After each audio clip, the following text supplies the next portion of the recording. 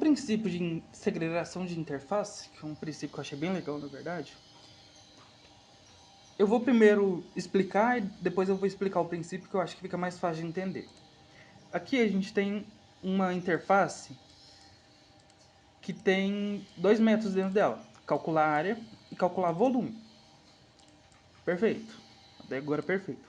Aqui a gente tem um cubo. O cubo aqui tem as variáveis, o construtor, etc. Nosso cubo, ele tem aqui os overrides de calcular volume e calcular área. Perfeito, até agora funcionando perfeitamente. Mas a gente também tem um quadrado. Esse quadrado, ele só vai ter o override de calcular área, ele não tem o override de calcular volume. Então, quando esse quadrado foi implementado aqui, em dimensões, tá? Duas aqui, enfim. Quando ele for implementar nossa interface de dimensões, ele teria que implementar esse método também, calcular volume. Mas o quadrado não tem volume. O que o método, o princípio de segregação propõe? Que a gente divida essa interface conforme a necessidade do sistema. Então, aqui a gente tem uma interface que tem calcular área, que vai servir para objetos de 2 dimensões, e a nossa interface de 3 dimensões com calcular volume para objetos de 3 dimensões.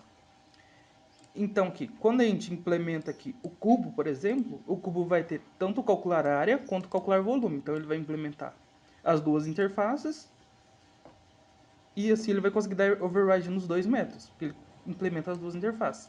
Mas como o nosso quadrado não precisa do volume, ele só vai implementar duas dimensões. Então, ele só vai ter um método para duas dimensões. Aqui é a nossa main. Inclusive, aqui no nosso quadrado, nosso cubo, eu coloquei o toString aqui para mostrar. E aqui no nosso main eu tô criando um cubo com 5 centímetros de lado e um quadrado com 10 centímetros de lado. Que foi definido aqui no lado do nosso construtor. E basicamente esses dois métodos, que eu esqueci até de explicar, até no responsabilidade única, inclusive, é que ele vai pegar o número de lado que a gente passou aqui no construtor, o calcular volume vai pegar o número de lados que a gente passou no construtor e vai fazer o número de lado, inclusive isso aqui está errado, lado, em potência de 3. Então lado vezes lado vezes lado. E o calcular área, pelo menos para o cubo, vai ser 6 vezes lado lado em potência de 2. E para o nosso quadrado, o override dele é diferente.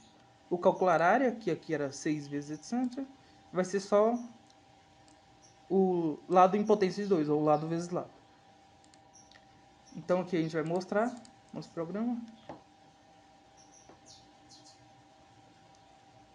Então aqui, o cubo, esqueci até de mostrar aqui, mas aqui a gente tem um cubo, que tem 5 de lado, a gente definiu aqui. O volume 125 e a área 150.